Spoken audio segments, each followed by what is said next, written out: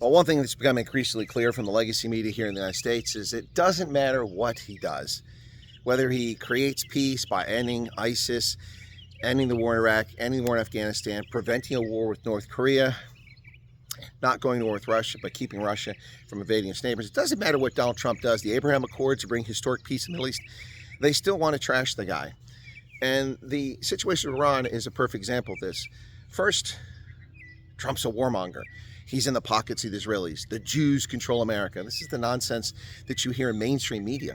You hear the Washington Post and the New York Times vacillating between attacking Trump for warning the Iranians to get out of Tehran and being a warmonger and wanting to go there. And on the flip side, now they're like, well, you know, he's flip-flopping. He's not really sure. He's given him 2 weeks now. So what's going on with Trump? Well, folks, what's going on with Donald Trump is rather pragmatic. It doesn't take a genius or a PhD in international relations to understand what's actually happening here. Donald Trump warned people to get out of Tehran because he didn't want to see people die. He said, leave Tehran. And millions of people did listen to him and got out of the city before Israel pummeled it further.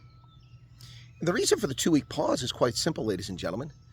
Trump doesn't want to get the United States embroiled in a conflict. So the New York Times, Washington Post, among others, are attacking him for being a warmonger. Then they're pulling back and attacking him for not going in. Meanwhile, some people in the so-called MAGA world are attacking Trump for being a warmonger and wanting to go to war with Iran. No, the bottom line is this. Trump doesn't make his decisions based on MAGA crowd, doesn't make his decisions based on the New York Slimes or the Washington Compost. He makes his decisions based on geopolitics. And the reality is this. Donald Trump told people to get out of town because he knew they were in danger. Then he gave them 2 weeks to come to the table. And he's made it very clear, unconditional surrender. There's no two ways about this. Like Ulysses Grant, you surrender or you're going to suffer the consequences. Now the surrender, of course, is surrendering the nuclear program. But the reason for the 2-week delay is quite simple, folks. It's quite simple. In those 2 weeks, there'll be nothing left of the Iranian leadership or its war-making capacity. He's giving Israel 2 weeks to finish the job, essentially.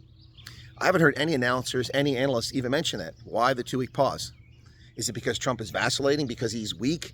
No. He's avoiding getting the U.S. embroiled in a war that we don't want to be involved in, which would be costly.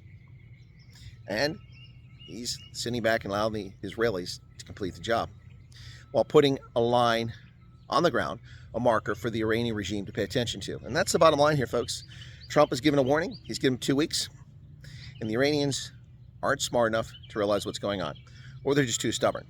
Or maybe they're just reeling from the losses. The Israelis continue to take out high-level Iranians every day. 3 more generals taken out. Pretty soon, their leading general will be somebody that's been in the army as a conscript for 6 weeks. The way things are going for Iran. Anyway, Trump is not vacillating. Trump is not wrong. Trump is not listening to Tucker Carlson. Trump is making decisions that are in the best interest of the United States and, frankly, for the world.